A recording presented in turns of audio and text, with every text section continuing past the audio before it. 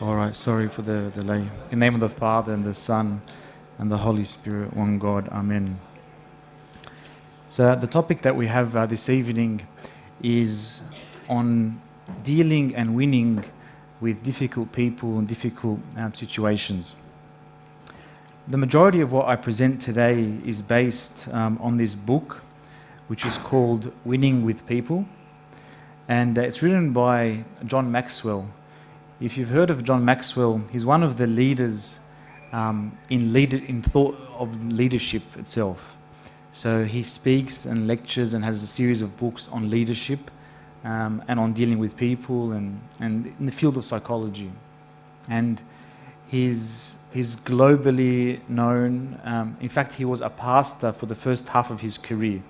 And what makes his thought unique is that it's all based on Christian principles. So if you pick up any of his books, you'll find all of his principles are based on the Bible.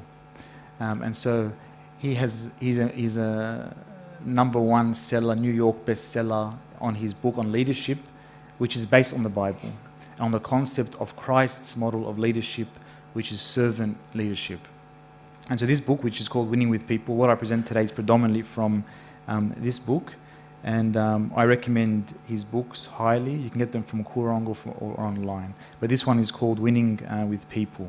But before we start, we'll just read this passage from 1 Peter chapter 3, verses 8 to 9, about the concept of dealing with difficult people.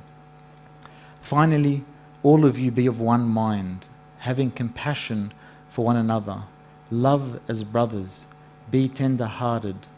Be courteous, not returning evil for evil or reviling for reviling, but on the contrary, blessing, knowing that you are called to this, that you may inherit a blessing.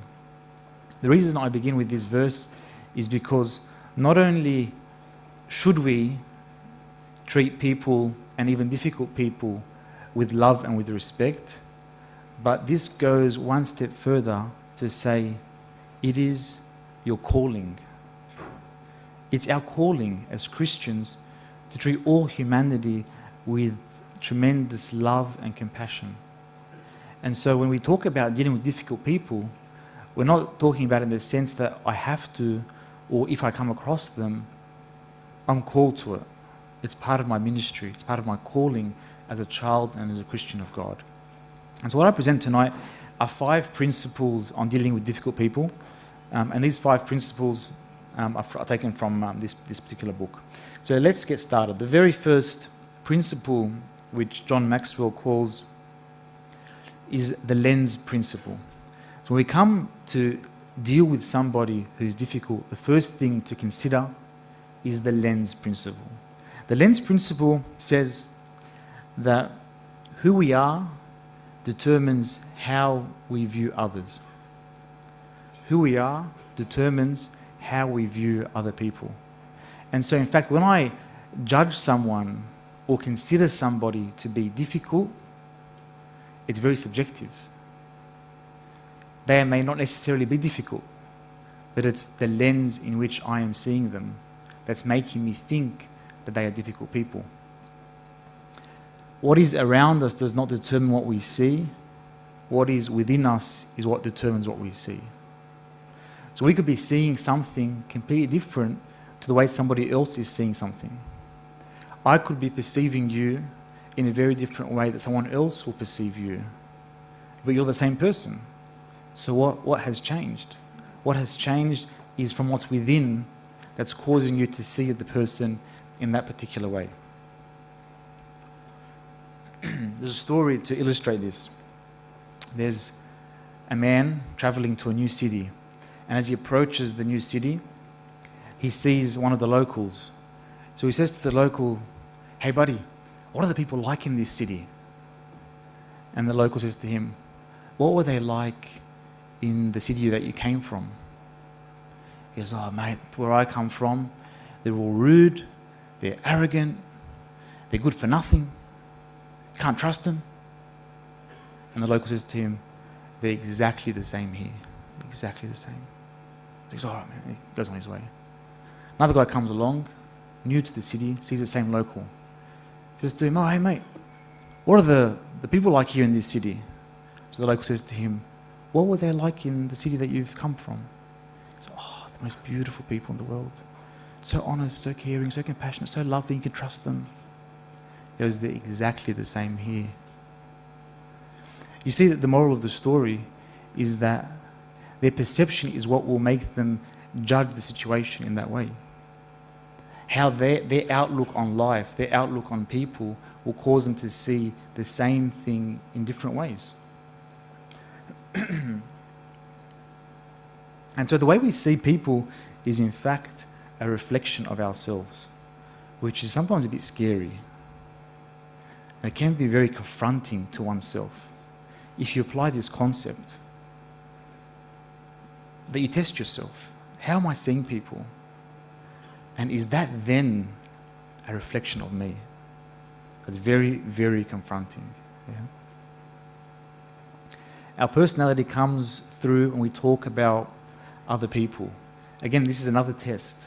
When you come to talk about others, your personality is shining through. If you want to know anyone's personality, listen to what they're saying and what they say about other people, because what they're saying about other people is in fact a reflection of themselves. What is from within is the way you will perceive everything. Yeah? There's a story which he mentioned in this book, which I've changed a bit to make a bit more suitable for our discussion. There's a Geddu, and the Geddu falls asleep on his couch. And so the grandchildren, to play a bit of a prank, go to the fridge and get some mesh. You know, everyone who doesn't know what mesh is rotten cheese, and it has a foul smell. So they go get the mesh, and while the Geddu's asleep, they put the mesh on his mustache. Okay, so he's got this mesh on his mustache. So after a while, he wriggles around, and he finally wakes up. He gets up. So, oh man, it stinks in here. It really stinks in this room. So he walks off to the kitchen, try to find something to drink, and it stinks in the kitchen too. Far out. So he goes, all right, I'll go outside and get some fresh air. He goes outside the house, gets some fresh air. Oh, it stinks here too. The whole world stinks. Why does the whole world stink? It's because he has mesh in his mustache. In fact, the whole world does not stink because he has mesh in his mustache. He thinks the whole world stinks. Yeah? So the question then comes, are difficult people really difficult? Or is it, in fact, my problem? Is it a reflection of myself? And this is the question we need to ask ourselves in the very first principle, which is the lens principle. The second principle, which is somewhat similar, is called the mirror principle. And that is, if we've then acknowledged the first principle being I'm perceiving people from within, from the way that I really am, then the next step I should take is take a good look in the mirror. If I want to win difficult people or overcome difficult people, I need to overcome myself. I need to win myself. I need to change myself. And so I need to take a good look in the mirror to see what am I, what's from within that's causing me to see everyone in this way. Yeah? Coping with difficult people is hard, especially if I am the difficult person.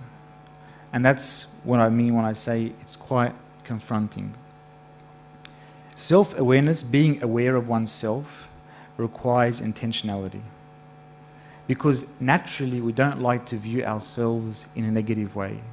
We don't like to review our life to find the areas that need to be corrected. It doesn't come natural. In fact, naturally we try to avoid thinking of ourselves in that way. So it requires for me to become intentional. And in fact, the Orthodox Church helps us in that process with the sacrament of repentance and confession. That on an intentional, regular basis, I sit with myself in front of the Lord, in the presence of the priest, and I review myself as I am. I look in the mirror to see myself as I am. I'm intentional about it, not just if I happen to think about it. I spend time reflecting on myself and looking at myself. I mentioned this story before, but I think it really highlights the concept of the mirror principle. There's a guy in our church, he told us this story, that he was in his apartment one night, and he was just wandering around in his apartment, decides to look out the window, and he looks out the window into the neighbour's apartment, into their window. So he decides to have a bit of a sticky beak to see what's going on in his neighbour's apartment. And he notices their furniture. It strikes him. And what strikes him about the furniture is how disgusting the furniture looked, especially the couch. Because their couch was disgusting. It was ripped, it was old, it was gross. And he's thinking to himself, how could they even sit on that couch? What about their poor kids? The poor kids have to sit on that disgusting couch. Imagine the amount of germs and cockroaches underneath the cushion. It's just a disgust. Just go buy a new couch. How much could it cost you to buy a new couch? Why live in that state? You could probably find a better couch on the street if you wanted to. If you didn't have money, you could probably find a better one. This was his thinking. And as he kept looking, he realized it was his couch. And what he was looking at was a reflection of his own apartment. And he looked back. He saw it's my couch. And so the idea is that we often look out to other people. They're difficult, they're rude, they're arrogant, can't deal with that person. Look how bad they are. But turn it around, let it become a mirror. Is that in fact myself? Is it myself? There's this lovely tombstone in England that's written on top of the burial site of a bishop, of an Anglican bishop. It's by an unknown author, but it reads this. When I was young and free, my imagination had no limits. I dreamed of changing the world. As I grew older and wiser, I discovered the world would not change. So I shortened my sight somewhat and decided to change only my country. But it too seemed immovable. As I grew in my twilight years, in one last desperate attempt, I settled for changing only my family, the closest to me. But alas, they would have none of it. And now, as I lie on my deathbed, I suddenly realized if I had only changed myself first, then by example I would have changed my family. From their inspiration and encouragement, I would then have been able to better my country, and who knows, I may have even changed my world. This is a very telling statement. That often we think of changing the world, my country, my family, my friendships, my people. They all need to change. But this realization that comes towards the end of one's life, and I think it's a common realization that happens to a lot of people, is in fact it was I who should have changed. I am the one that needs to become less difficult.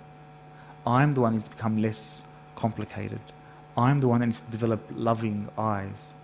I need to be the one to change. And once I change, the world around me begins to change. Okay? The third principle is called the pain principle. And this principle says that hurting people will hurt people. It took me a while to get that. Did you guys get that? Hurting people hurt people. Did you get it? No? It took me ages, like hurting people hurt people. If you're hurting, you'll hurt other people. That's the idea. Hurting people hurt people. People that are hurting will often overreact, over-exaggerate, over-compensate, over-attack. Why? Why are they doing all of that? Because they themselves are hurting. A good analogy, imagine you have in your finger a splinter, little tiny splinter in your thumb. And you decided not to go to the doctor, not to get it taken out, and just thought it'll be fine, the splinter will be fine.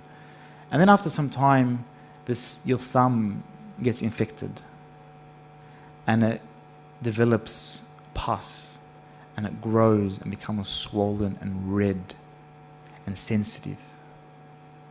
And imagine you're walking and someone comes running past and hits your thumb. How do you react? Hey! I'll kill you! Why? The other person's like, what the freak's wrong with you? Just touched your thumb, man. What was the problem is that this person was hurting. And so hurting people will overreact, over-attack. The idea is that if we are conscious that there are people who are hurting, then I will not tag them as difficult. I'll tag them as someone who's hurting and needs healing. Yeah? Not to be offended by what they have done to me. Yeah? To illustrate this point, I'll play this video.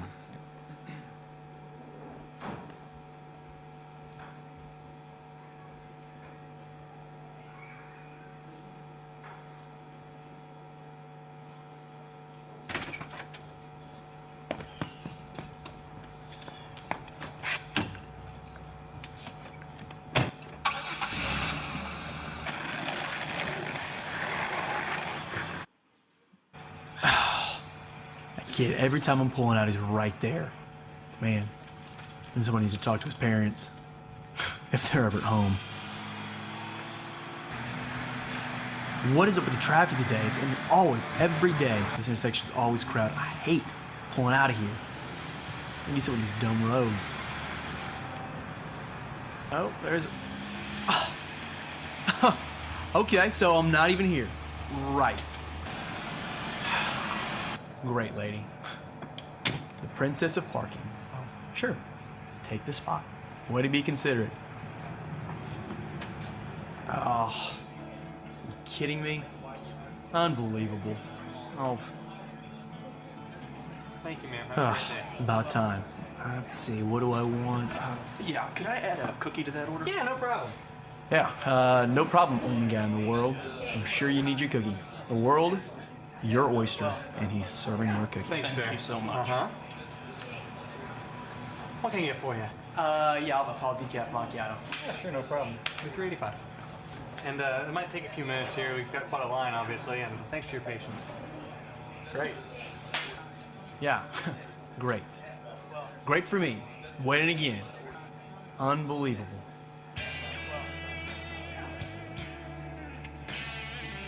What?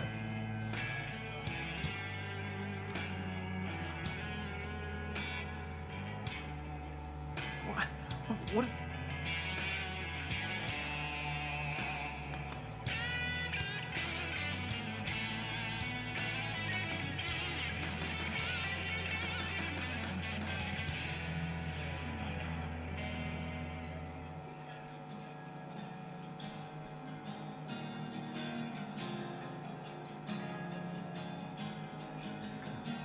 What is that? What in the world?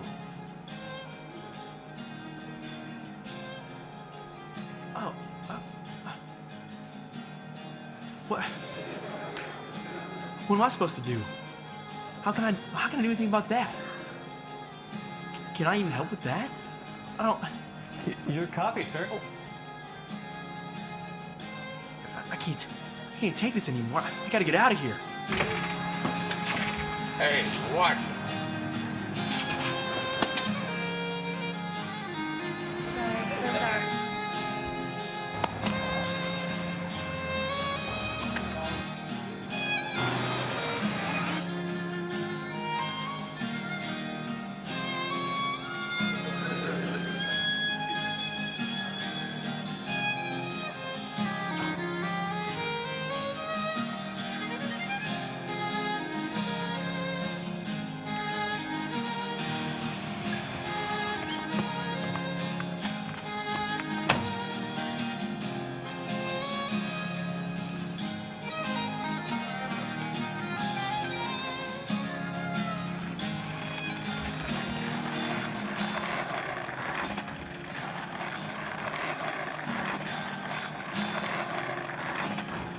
Hey, buddy, come here.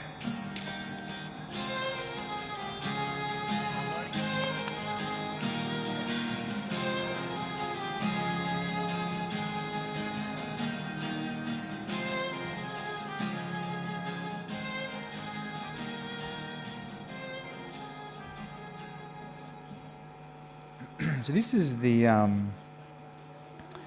idea of the pain principle, that I'm aware that everybody's actions that seem to be difficult are in fact a result of pain.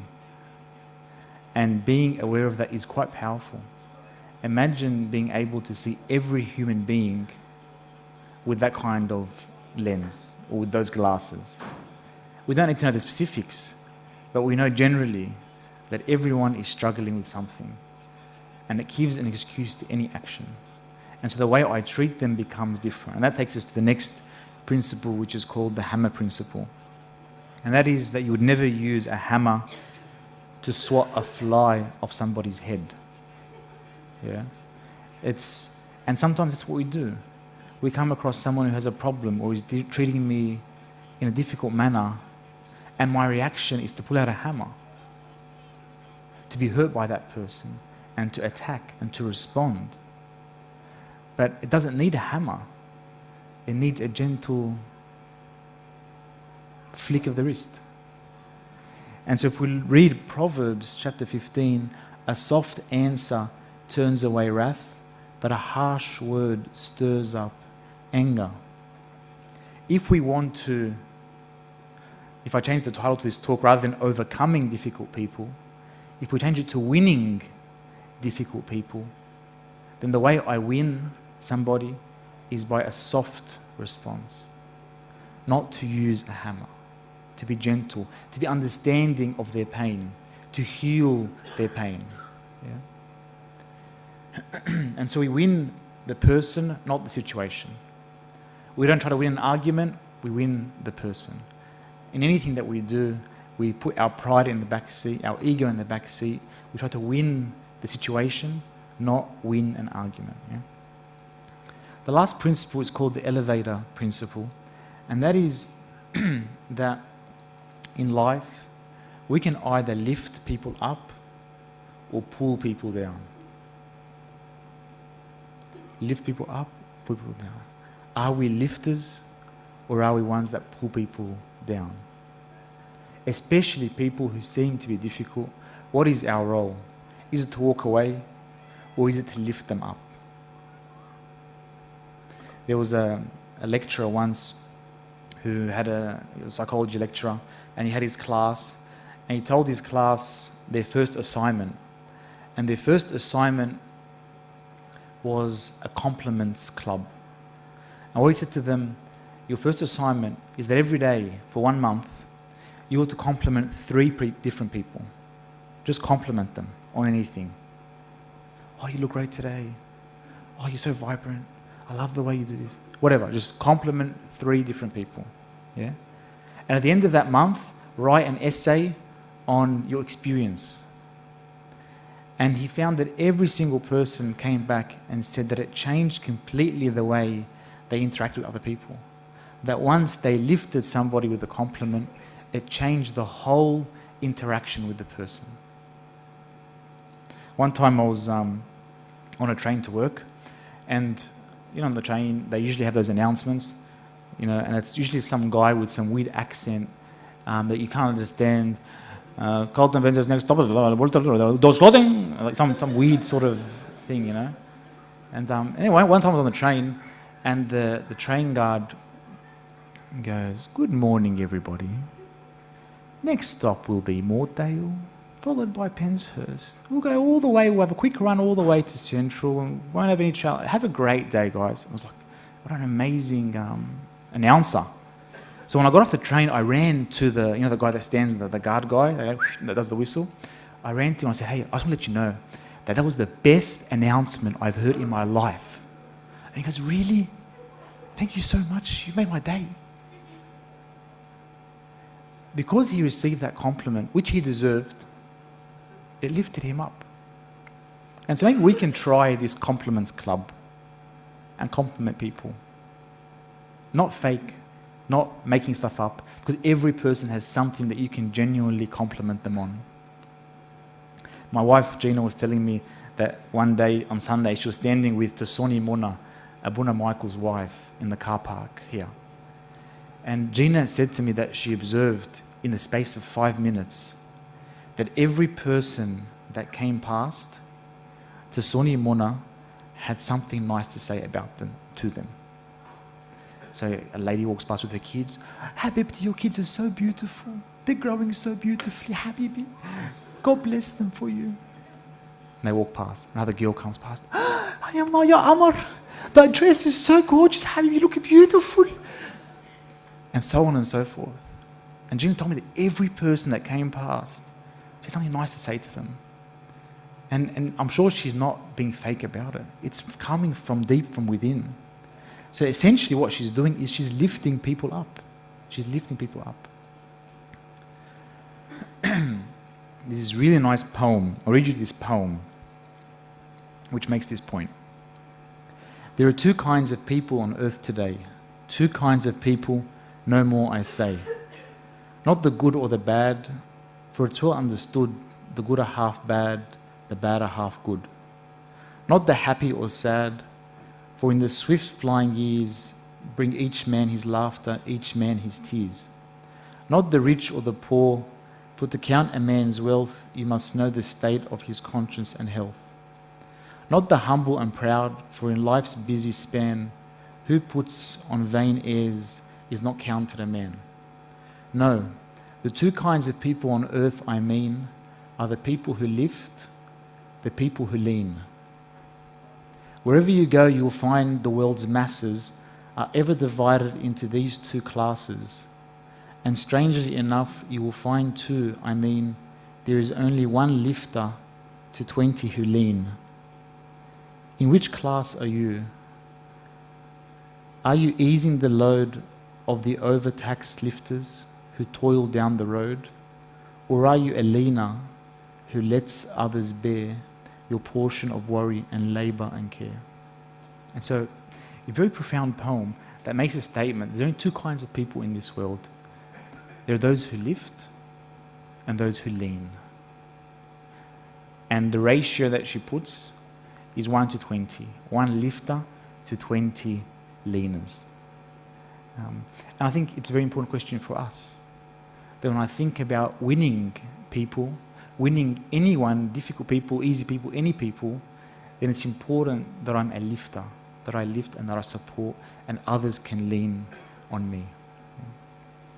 So to summarize the 5 principles that we learn to win difficult people. The first is the lens principle, that who we are determines how we view other people.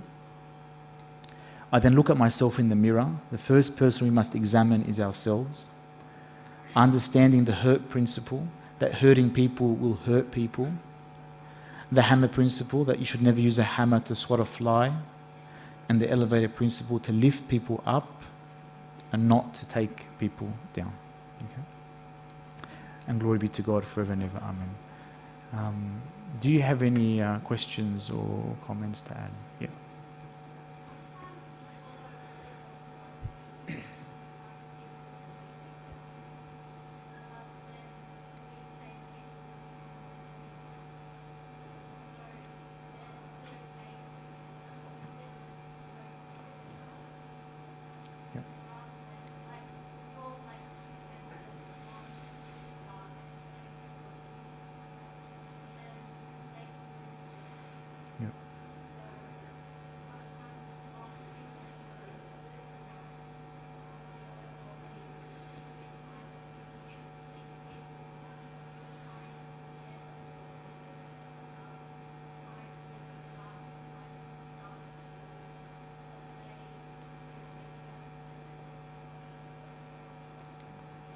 So the question is, what happens if you are trying to become a lifter and encourage somebody along the way, but you find that they are starting to have their toll on you and drag you down as well? I think it's important that we are practical and that we don't commit ourselves too much to something. And so it's just generally, this should be our mindset, that the way we deal with all people is one of understanding, humility, love, compassion, seeking to help. But the full responsibility does not lay upon my own shoulders. I contribute where I can. And I am allowed to step away when I am being hurt or when it is all a bit too much for me too. So that's definitely something to keep in mind. So thank you. Yeah.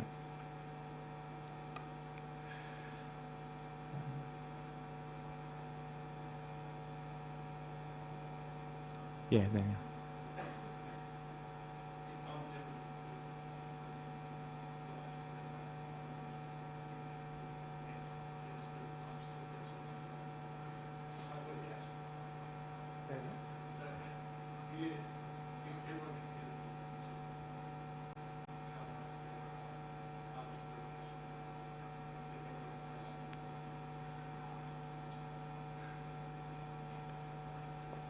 So the question is, if everyone thinks that I'm difficult, can't I just say they're all reflecting themselves, so they're all difficult themselves? Such a Daniel Marwood question. How do you answer that? I think it's good to take on people's constructive criticisms that we hear, but not to be too affected by it. Not to be too affected by what people say or think of me. Yeah. And that comes down then to my own self-image and my own self-worth. That I understand and I'm comfortable with who I am. And I'm confident in who I am, creating God's image. And I like myself. And therefore, when someone tries to destroy me or bring me down, I can hear out what they're saying. There's a story in this book, actually, this John Maxwell, who I said was a pastor, in his first assignment to a church as a pastor, he said there was a guy, every time he'd give a sermon, the guy would go home, type up his sermon, like word for word, and then with a red pen, he'd mark all of the mistakes that he made in that sermon, and he'd post it to him. So he says every week he would receive a letter from that person in his congregation with his sermon typed up with corrections on it. Yeah. So he made the point that he took from it what was valuable, the points of criticism, the points that he could improve in his sermon, but he wasn't destroyed by that person's weekly attack upon him. Yeah? Because he was confident in who he was, comfortable in who he was, understood that he was led by God, and so he wasn't destroyed by it. You take the constructive criticism, but you don't become destroyed by it. Yeah? And later he goes on to explain how he won that person. So the answer, the way I'm trying to get to, is that if everyone thinks I'm difficult, let me understand what merit is in that, so I can correct myself, but at the same time, not to be destroyed, not to lose my self-confidence. Is that... yeah. Yep.